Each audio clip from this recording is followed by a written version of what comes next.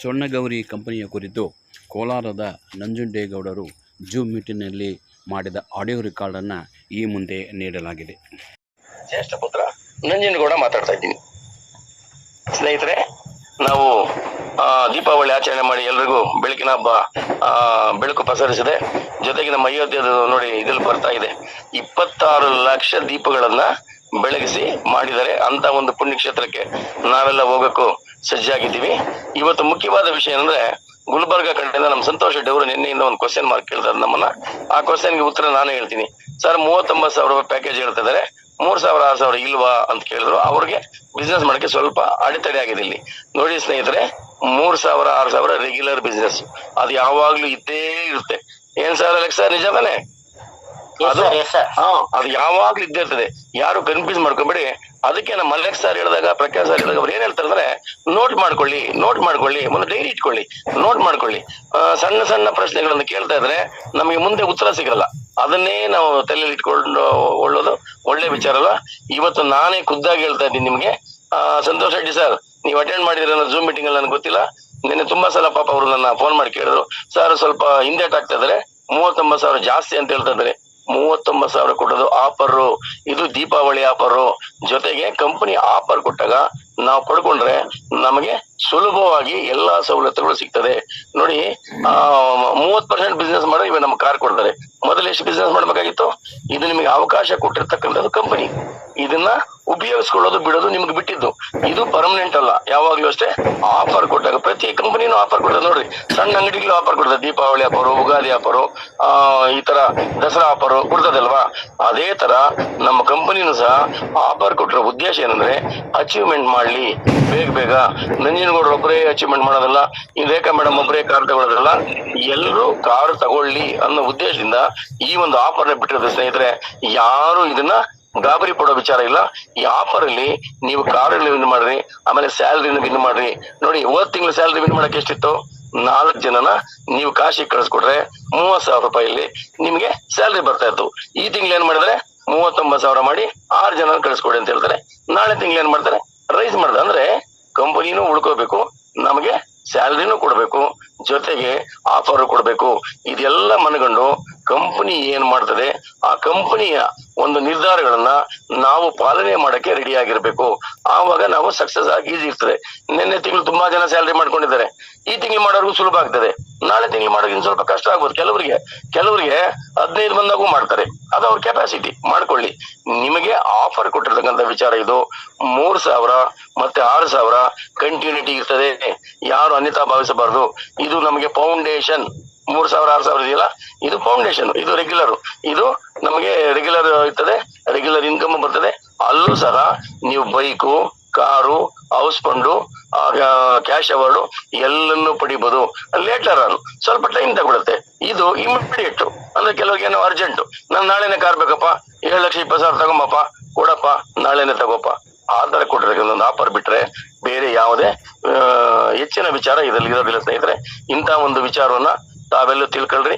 ಆಮೇಲೆ ಏನಂತ, ಅಲ್ಲಿ ಯಾರು ಪರಿಣಿತರಿರ್ತಾರೆ, ಯಾರು ನುರಿತಂತವರಿರ್ತಾರೆ, ಅವ್ರು ಏನ್ ಹೇಳ್ತಾರೆ ಅದನ್ನ ದಯವಿಟ್ಟು ಸ್ನೇಹಿತರೆ ನೀವು ನೋಟ್ ಮಾಡ್ಕೊಳ್ಳಿ. ನಿಮಗೆ ತುಂಬಾ ಈಸಿ ಆಗ್ತದೆ. ಬಿಡುವಿದ್ದಾಗ ಯಾರಾದ್ರೂ ಕ್ವಶನ್ ಕೇಳಿದಾಗ ಸುಮ್ಮನೆ ಒಂದು ಪೇಪರ್ ತಿಳಿಸಿದ್ರೆ ನೀವೇ ಉತ್ತರ ಕೊಡ್ಬೋದು. ಆವಾಗ ಅರ್ಜೆಂಟ್ ಫೋನ್ ಮಾಡಿ ಅಲೆಕ್ಸ್ ಅನ್ ಕೇಳೋದು, ಪ್ರಕಾಶ್ ಅವ್ರು ಏನೋ ಕೆಲಸದಲ್ಲಿ ಇರ್ತಾರೆ. ಈಗ ನೋಡಿ, ನಾವೆಲ್ಲ ಹಬ್ಬ ಮಾಡ್ತಾ ಇದೀವಿ, MD ಸಾರು ಪ್ರಕಾಶ್ ಅವರು ಮನೆಗೆ ಹೋಗಿಲ್ಲ.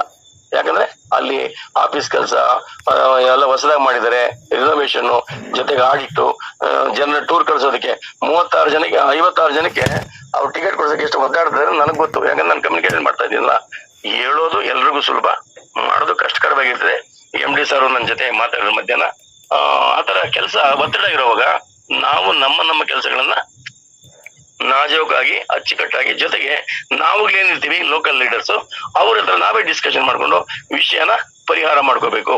ಹಂಗೂ ಆಗದೆ ಇದ್ರೆ ನಾವು ಬೇಕಾದ್ರೆ ಕಂಪನಿ ಒಂದು ಲೆವೆಲ್ಗೆ ತಗೊಂಡೋಗೋಣ. ಸಂತೋಷ್ ರೆಡ್ಡಿ ಅವರು ಇದ್ದರೇನೋ ತಿಳ್ಕೊಳ್ಳಿ ಸರ್. ನಿಮ್ಮ ಡೌಟ್ ಕ್ಲಿಯರ್ ಆಗ್ತಾ ಇದೆ. ನಾನು ಪ್ರಕಾಶ್ ಸರ್ ಹತ್ರ ಮಾತಾಡಿದೀನಿ. ಆಮೇಲೆ ನಮ್ಮ ಅಲೆಕ್ಸ್ ಸರ್ಗೂ ಗೊತ್ತಿದೆ ವಿಚಾರ ಎಲ್ರಿಗೂ. ನಾನು ಸಂಜೆ ನಮ್ಮ ಅಂಜನ್ ಸರ್ ಹತ್ರ ಮಾತಾಡ್ತಾ ಇದ್ದೆ. 3,000 6,000 ರೆಗ್ಯುಲರ್ ಆಗಿರ್ತದೆ. ಅದರಲ್ಲಿ ಯಾವುದೇ ಬದಲಾವಣೆ ಇಲ್ಲ. ಈಗ ಕೊಟ್ಟಿರ್ತಕ್ಕಂಥ ಆಫರ್ಗಳನ್ನ ಉಪಯೋಗಿಸ್ಕೊಂಡು ನೀವು ಆದಷ್ಟು ಬೇಗ ಕಾರ್ನ ಅಚೀವ್ಮೆಂಟ್ ಮಾಡ್ಕೊಳ್ಳಿ, ಜೊತೆಗೆ ಸ್ಯಾಲರಿ ಮಾಡ್ಕೊಳ್ಳಿ. ಸ್ಯಾಲರಿ ನೀವು ಹೋಲ್ಡರ್ ಆದ್ರೆ ನಿಮಗೆ ಇನ್ನೊಬ್ರಿಗೆ ಹೇಳಕ್ ಅನುಕೂಲ ಆಗ್ತದೆ, ಆವಾಗ ನಿಮ್ಮನ್ನು ಹುಡ್ಕೊಂಡ್ ಬರ್ತಾರೆ. ಈಗ ನೋಡಿ, ನನಗೆ 63 ವರ್ಷ, ಯಾರಾದ್ರು ಸ್ಯಾಲರಿ ಕೊಡ್ತಾರೆ ನನಗೆ?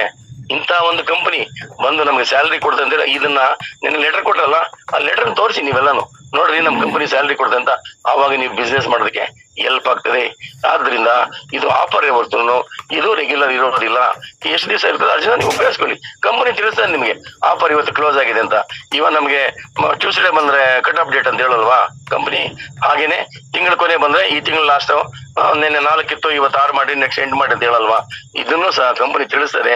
ಕಂಪನಿ ತಿಳಿಸೋ ತನಕ ನಮ್ಮ ಕೆಲಸಗಳೇನಿದೆ, ನಮ್ಮ ಜವಾಬ್ದಾರಿಯಲ್ಲಿ ನಾವು ಆ ಕೆಲಸಗಳನ್ನ ಮಾಡಿ ಈ ಎಲ್ಲಾ ಬೆನಿಫಿಟ್ಸ್ ನ ಪಡ್ಕೊಂಡು ಸ್ಯಾಲರಿ ಹೋಲ್ಡರ್ಸ್ ಆಗಿ ಏನು ನಮ್ಮ ಕಂಪನಿ ಕನಸು ಕಾಣ್ತಾ ಇದೆ, 1 ಲಕ್ಷ ಜನಕ್ಕೆ 5 ಲಕ್ಷ ಜನಕ್ಕೆ ಉದ್ಯೋಗ ಕೊಡ್ಬೇಕಂತ, ಅದು ಅತಿ ಶೀಘ್ರದಲ್ಲೇ ಆಗ್ತದೆ. ಈಗ ನಡೀತಾ ಇರೋ ಬೆಳವಣಿಗೆ ನೋಡಿದ್ರೆ ಆದಷ್ಟು ಜನವರಿ ಒಳಗಡೆ ನಮ್ಮ ಊಹೆಗೆ ನಿಲುಕದ ರೀತಿ ಈಗ್ಲೇನೆ ನಾವೇ ಊಹೆ ಮಾಡಿಲ್ಲ. ನಾವು ಮೊದಲು ಕಂಪನಿಗೆ ಬಂದಾಗ ನೀವು ಹೊಸಬರಿಗೆ ಏನ್ ಬಂದಿದ್ದೀರಾ, ನೀವು ಅವತ್ತು ಬಂದ್ ನೋಡಿದ್ರೆ ಅಲ್ಲಿ ಹತ್ರ ಕೂಡ ಬರ್ತಾ ಇರ್ಲಿಲ್ಲ. ಆತರ ಇತ್ತು, ಯಾಕಂದ್ರೆ ನಾವು ಮೊದಲಿಂದ ಬಂದಿದ್ದೀವಿ ಅಲ್ಲಿಗೆ, ನೋಡಿದೀವಿ. ನೀವು ಬೇಕಾದ್ರೆ ಹಿಂದಿನ ಯಾರಿದ್ರು ಅಲ್ಲಿ ತಿಳ್ಕೊಳ್ಳಿ. ಅಂದ್ರೆ 4-5 ತಿಂಗಳಲ್ಲಿ ಸಂಸ್ಥೆ ಇಷ್ಟು ಬೆಳವಣಿಗೆ, ಇಷ್ಟು ಬದಲಾವಣೆ ಆಗಿದೆ ಅಂದ್ರೆ 1 ವರ್ಷದಲ್ಲಿ ಏನಾಗ್ಬೋದು ನಾನೇ ಊಹೆ ಮಾಡ್ತಿದ್ದೀನಿ. ನನ್ನ ತಲೆ ಚಕ್ಕರ್ ಹೊಡಿತದೆ. ಯಾಕೆ ಗೊತ್ತಾ, ನಾನ್ ಸೇರ್ಕೊಂಡು 6ನೇ ತಿಂಗಳಿದು 5 ಬಿಟ್ಟು ಏಪ್ರಿಲ್ 30 ಡೇಟ್ ಕೊಟ್ಟಿದ್ದೀನಿ ನಿಮ್ಗೆ. ಏಪ್ರಿಲ್ 30 ಸೇರ್ಕೊಂಡು ಇಷ್ಟೆಲ್ಲ ಅಚೀವ್ ಮಾಡಿದ್ದೀನಲ್ಲ ಸ್ನೇಹಿತರೆ. 4 ಕಾರುಗಳು ಅಚೀವ್ಮೆಂಟ್ ಮಾಡಿದ್ದೀನಿ. ಜೊತೆಗೆ 2,78,200 ರೂಪಾಯಿ ನಾಳೆ ತಿಂಗಳು ನಮ್ಮ ಮನೆಗೆ ಸ್ಯಾಲರಿ ಬರ್ತದೆ. ಸ್ವಲ್ಪ ಆಲೋಚನೆ ಮಾಡಿ ಸ್ನೇಹಿತರೆ. 2,78,200 ರೂಪಾಯಿ ರೇಟಿಂಗ್ ಅಲ್ಲಿ ಬರೆದು ಕೊಟ್ಟಿದ್ದೀನಿ. ಯಾರಿಗೆ? ಸಿಇಒಗೂ ಮತ್ತು ನಮ್ಮ ಅಲೆಕ್ಸ್ ಸರ್ ಇರ್ಬೋದು, ಅದೊಂದು ಕಾಪಿ ಕಳಿಸ್ಕೊಟ್ಟಿದ್ದೀನಿ. ನಾನು ಓವರೆಲ್ಲ ಬೆಳೆದ್ರು, ಏನು ಕಮಿಷನ್ ಬಿಟ್ಟು, ಕಮಿಷನ್ ಅಲ್ಲ ಸ್ಯಾಲರಿನ ಅಷ್ಟು ಬರೋ ಮಾತ್ರ ಮಾಡ್ಕೊಂಡಿದ್ದೀನಿ. ಜೊತೆಗೆ 25 ಜನಕ್ಕೆ ಸ್ಯಾಲರಿ ಕೊಡಿಸಿದ್ದೀನಿ. ಇವತ್ತಿರೋ ಸರ್ಕಾರಗಳಲ್ಲಿ, ಇವತ್ತಿರೋ ದೇಶದ ಪರಿಸ್ಥಿತಿನಲ್ಲಿ ಪ್ರಧಾನ ಮಂತ್ರಿ ಕೈಲಿ ಉದ್ಯೋಗ ಕೊಡ್ಸಕ್ ಆಗ್ತಾ ಇಲ್ಲ. ಯೋಚನೆ ಮಾಡಿ ಸ್ನೇಹಿತರೆ, ದೇಶ ರಕ್ಷಣೆ ಮಾಡೋದೇ ಕಷ್ಟ ಆಗಿದೆ ಅವ್ರಿಗೆ. ಆರ್ಥಿಕ ಪರಿಸ್ಥಿತಿಗೆ ಯಾವ ರೀತಿ ಇದೆ, ಇಂತಹ ಪರಿಸ್ಥಿತಿಯಲ್ಲಿ ನಮ್ಮ ಕಂಪನಿ, ನಮ್ಮ MD ಸಾರು ಏನು ಕನಸ್ಕೊಂಡಿದ್ರು ಅವ್ರಿಗೆ ನಾವು ಎಷ್ಟು ಧನ್ಯವಾದಗಳಿರೋದು ಸಾಕಾಗೋದಿಲ್ಲ.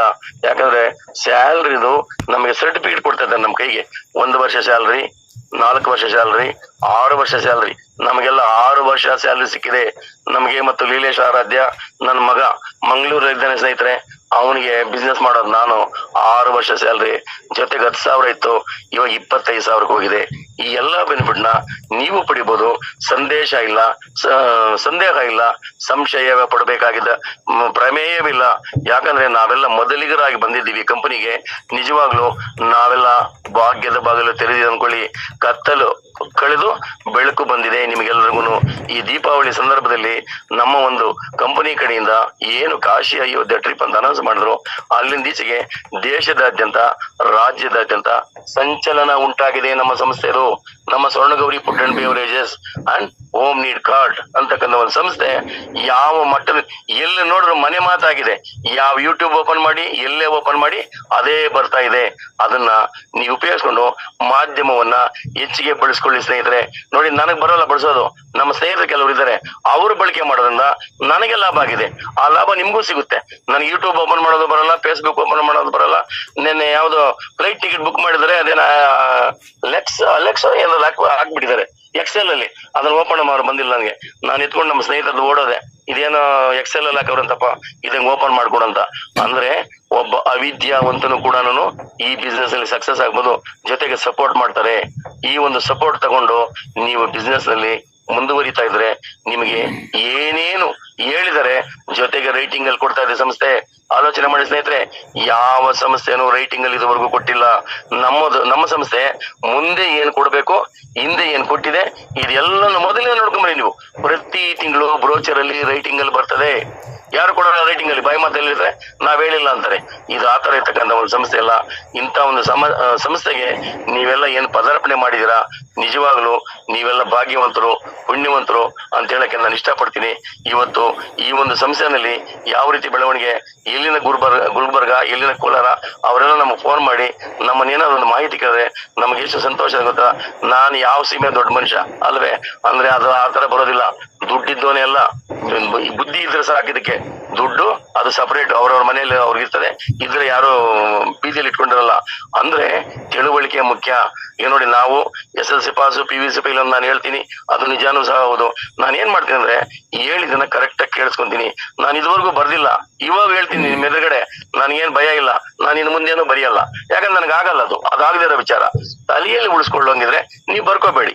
ಕೆಲವರಿಗೆ ನಾಳೆ ಇವಾಗ ವಿಶ್ವೇಶ್ವರ ಅಂತಲೇ ಸತ್ತೋದಾಗ 1 ಕೋಟಿ ರೂಪಾಯಿ ಕೇಳಿದ್ರೆ ಯಾರೋ ಪಾರಿನವರು, ಅದ್ರಲ್ಲಿ ಏನಿದೆ ಅಂತ. ಆತರ ಅವರವ್ರ ನಾಲೆಡ್ಜ್, ಅದು ಹೇಳಕ್ಕಾಗೋದಿಲ್ಲ ನಾವು. ನಿಮಗೆ ಬಿಟ್ಟಿರ್ತಕ್ಕಂಥ ವಿಚಾರ ಯಾರಿಗೆ ವಿಷಯಾಧಾರಿತ ತಿಳ್ಕೊಳ್ಳಕ್ಕೆ ಸ್ವಲ್ಪ ಒಂದು ಅಡೆತಡೆ ಉಂಟಾಗ್ತದೆ, ಅವರು ಒಂದು ಪೆನ್ನು ಪೇಪರ್ ತಗೊಂಡು ಝೂಮ್ ಮೀಟಿಂಗ್ ನಡೆಯುವಾಗ ಇಲ್ಲ ಆಫೀಸಲ್ಲಿ ಮೀಟಿಂಗ್ ನಡೆಯುವಾಗ